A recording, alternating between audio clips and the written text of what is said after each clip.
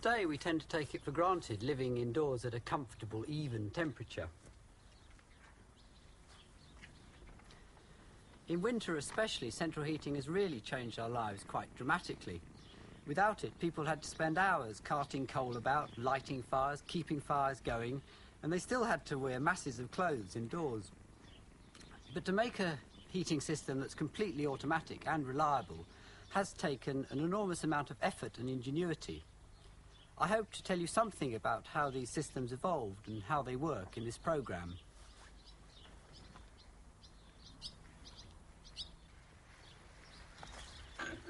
Even lighting a simple fire isn't at all easy without modern gadgets like lighters or matches. One of the most effective methods used in many parts of the world is the bow drill. It's much better than the Boy Scout method of rubbing sticks together.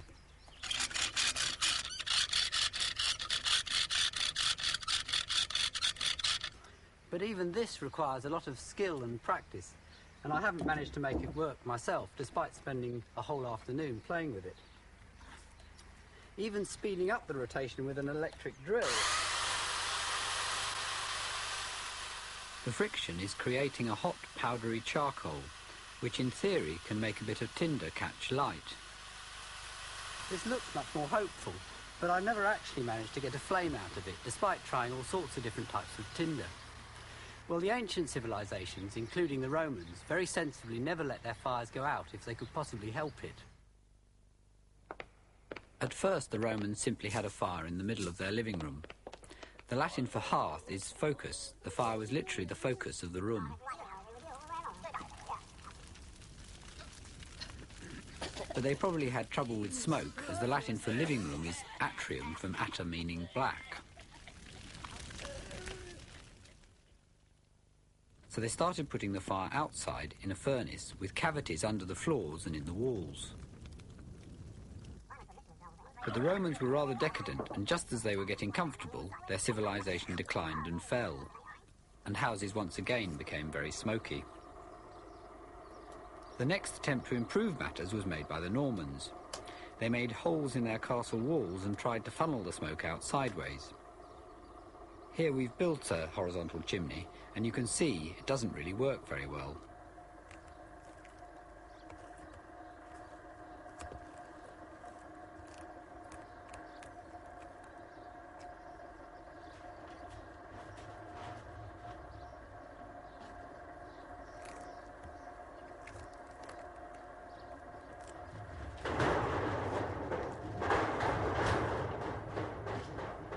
The hot gases from a fire naturally rise, and so to make a chimney draw, it really has to point upwards. The Normans finally realised this in the 13th century, when castles started to incorporate true chimneys. By the 18th century, chimneys were regarded as indispensable in Britain, and hardly any buildings were put up without them. Even Chiswick House, which was intended to be an exact replica of an Italian design by Palladio. At the last minute, the design was modified to include 4 large chimneys on each side. Lord Burlington had the house built after returning from the grand tour of Europe, fired with an enthusiasm for Palladian architecture, but he obviously felt that comfort was more important than aesthetics. Although well-designed open fires made houses almost comfortable, this sort of heat was totally unsuitable for the tropical greenhouses that came into fashion in the 18th century. An even heat was required for the plants that was totally smoke-free. At first, the Roman system of central heating was revived. The only remains are these cast-iron chimneys disguised as urns. Fires were lit behind the greenhouse, and the smoke was drawn up through cavities in the wall. The wall became hot, and this created the warmth the plants needed.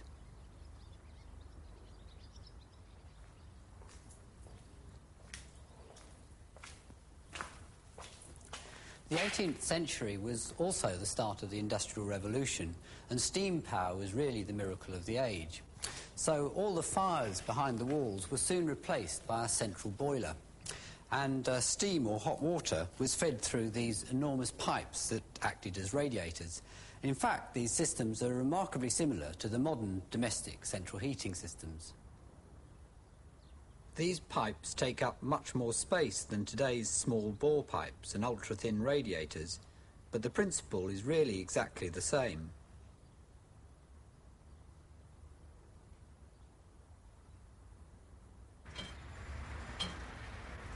This is a steam-powered clock I made for a health food shop a few years ago. The positions of the weights show the time, and every hour they're wound up by a steam-powered piston. It taught me a lot about the problems of using steam. One of the worst is scale. The high temperatures tend to increase the effect, and even using a water softener, scale causes all sorts of difficulties. For a start, it's very difficult to regulate.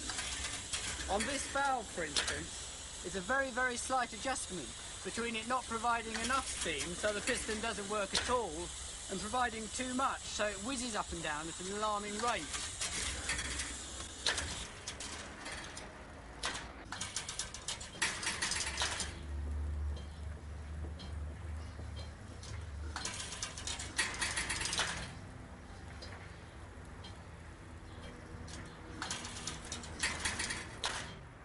It's all timed so the winding finishes exactly on the hour and the whistle blows.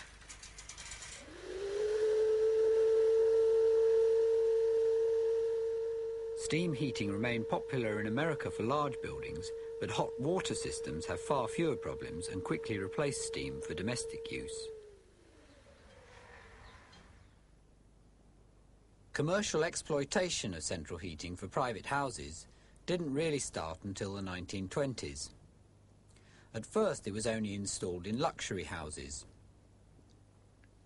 But it quickly spread to the mass market, first being incorporated on a wide scale in the new suburban housing estates of the 1930s.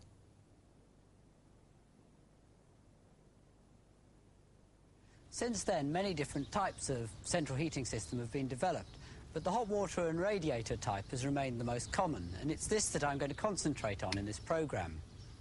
It's basically very simple. Water is heated in a boiler by a fire, and the exhaust gases go up the chimney. The hot water is pumped through a series of radiators and eventually returns to the boiler to be reheated again. The pipes round the boiler do look a bit complicated. There's one pipe to a tank in the roof to fill the system with water. There's also a vent pipe which lets the water inside expand as it heats up and lets water and steam out in case it boils. Here we've deliberately overheated this system and the steam harmlessly comes out of the vent, while fresh water comes in through the feed pipe to stop the boiler boiling dry. Of course, this doesn't normally happen, and the boiler is actually rather inaccurately named, as the water's never intended to boil. Most boilers also provide the hot water for the house, and this creates even more pipes that we've left out on this model. Here Rex has made a transparent radiator, so you can see what happens inside. The hot water, fresh from the boiler, builds up at the top, and then as it gives out its heat, slowly falls until it goes through the outlet and back to the boiler. Although radiators are simple things, they can stop working. Air can become trapped inside, and this stops the circulation. This is why radiators have bleed valves on top. Radiators can also corrode. In this old radiator, you can see how much debris has accumulated. The corrosion insulates the water inside the radiator and reduces its efficiency at giving out heat. Modern systems usually have chemicals added to the water to reduce the corrosion. Of course, all the radiators and other bits and pieces are joined together by copper pipes. There are two common sorts of connector used to join the pipes together. This sort's called a compression fitting, and it's rather ingenious. Inside are these soft copper rings called olives. And when I tighten the nuts up, this squashes the olive against the pipe and makes the joint watertight.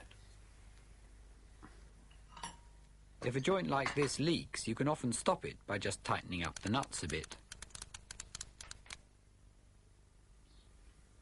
You can see the solder inside this sort of fitting. It's called a Yorkshire Connector. The end of the pipes are first coated with flux.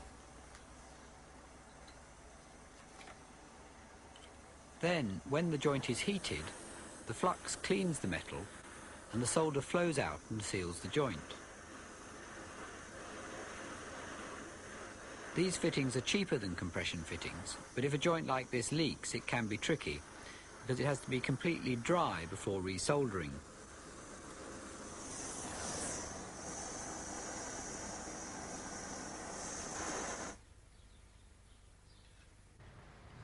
This is a basic solid fuel boiler. It's simply a coal fire surrounded by a jacket full of water, a sort of double bowl shape. It's designed so as much heat as possible is transferred to the water, though the top of the boiler has to be left open or the fire wouldn't draw properly. This boiler is probably only transferring about 50% of the fire's heat to the water. The other 50% is wasted up the chimney.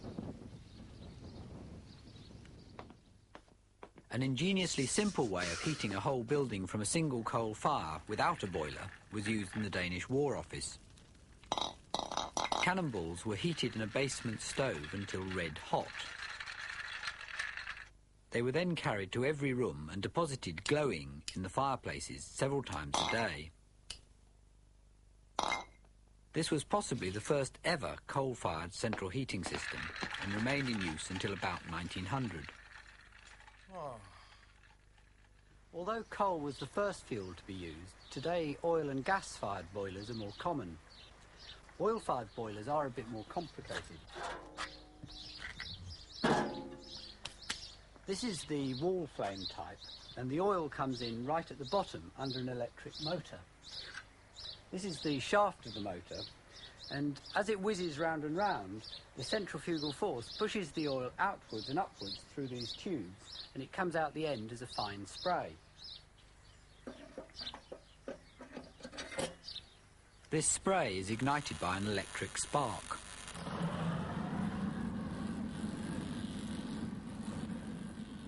Oil-fired boilers like this tend to be less wasteful of heat than solid fuel.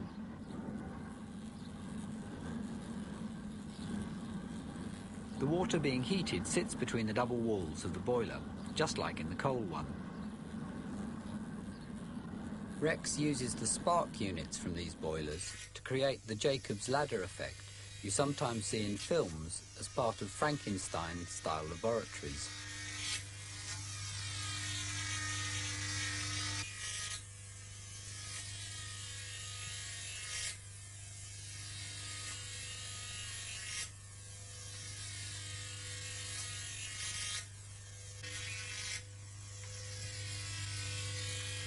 Back to central heating boilers. Gas was first used only for lighting, and the original gas lights were just holes in the pipes. Gas mantles weren't discovered until the 20th century. These early gas lights weren't very effective, but they were a bit brighter and less messy than candles. But then, in 1855, Professor Robert Wilhelm von Bunsen published his findings on the effects of mixing air with the gas before it was burnt. In this, his Bunsen Burner, the gas comes out of a little nozzle and goes up a tube. And a variable amount of air can be drawn in through the side of the tube. As the air is added, the gas burns more efficiently and the yellow colour caused by the unburnt particles of carbon disappears.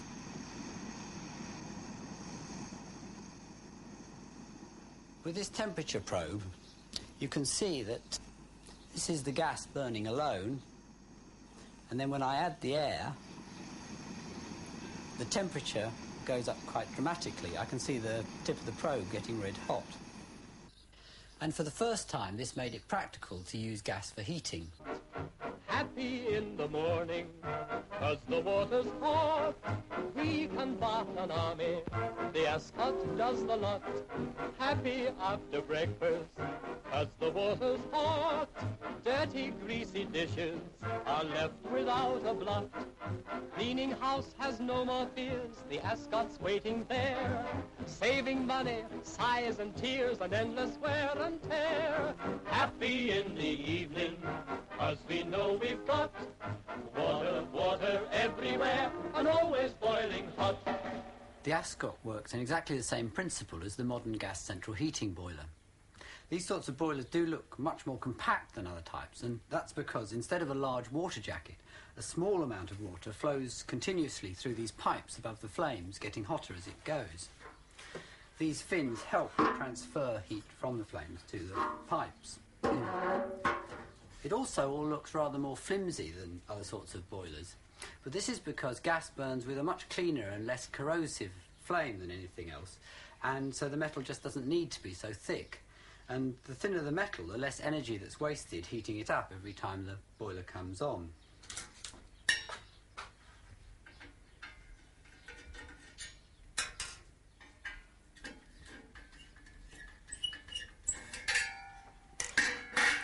The gas comes out of this row of jets, and then it draws air into these tubes, just like in the Bunsen burner, and then it burns in this array of flames.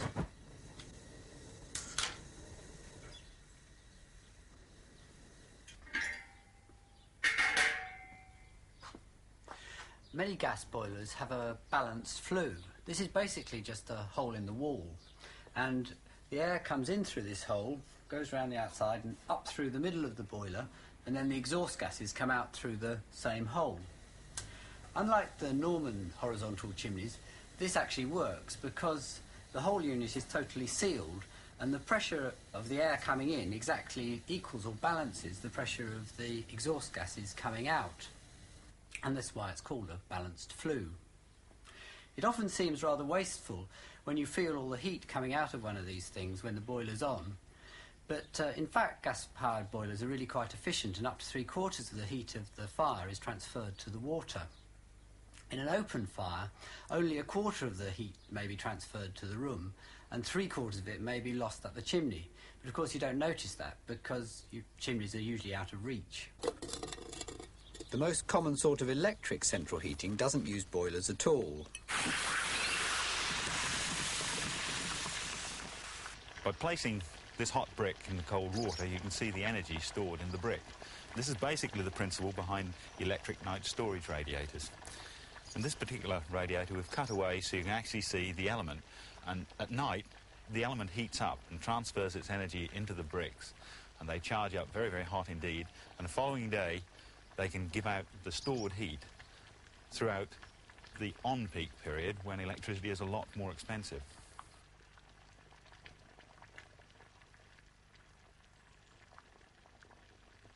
Every sort of central heating system needs controls to turn it on and off according to the temperature and the time of day. Thermostats, which control the temperature, are really quite simple devices. They're basically bimetallic strips. This is a giant one we've made, and it's steel on one side, firmly fixed to brass on the other.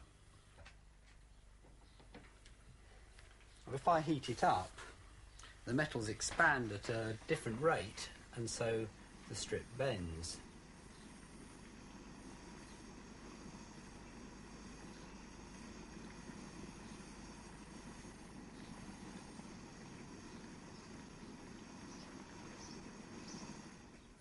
This is the thermostat out of an actual central heating system, and you can see the bimetallic strip inside, and as the temperature warms up, the strip will bend and make an electrical contact which turns the system off, and then as the temperature falls, the strip bends back and switches the system on again. Besides thermostats, central heating systems also need timers, so the heating only comes on at times of day when it's needed.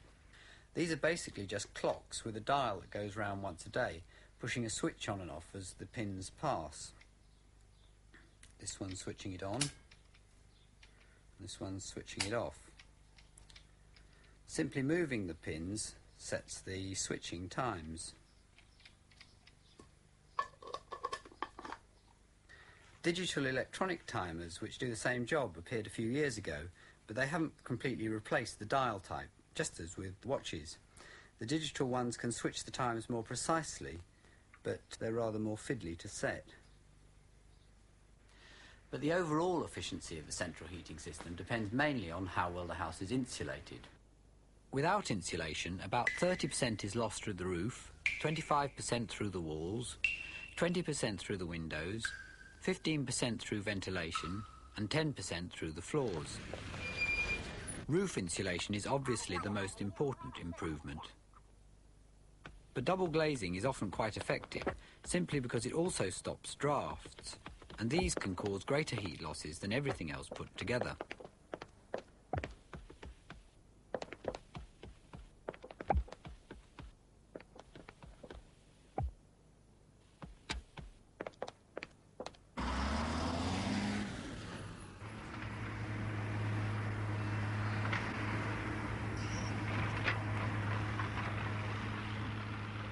Ever since the building regulations were modified in 1980, every new house that's been put up has had to be very thoroughly insulated. These houses have a timber frame. The black exterior is just a weatherproof paper on top of plywood. Inside there's the wooden framework that carries the weight of the house.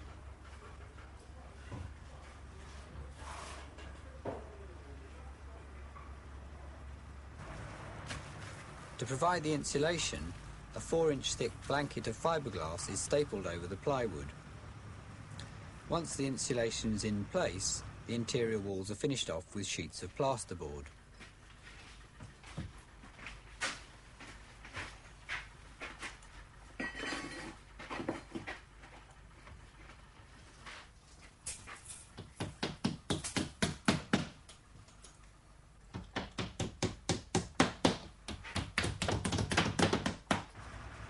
The outside is finished off with a fascia of bricks. These keep the house weatherproof, but don't actually carry any load. I'll show you all. You pick the neatest one anyway.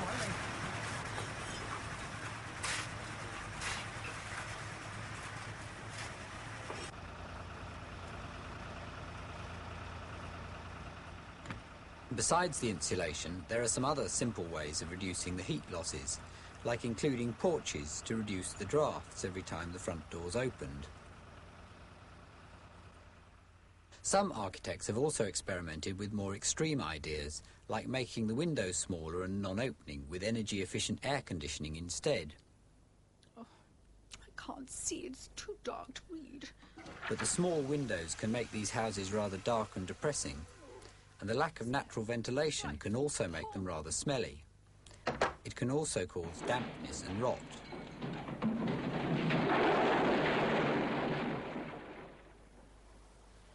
It's easy to forget just how energy-efficient old houses can be. Suffolk farmhouses, for instance. They had highly insulated roofs, thatch, and they were generally built facing south, complete with porches.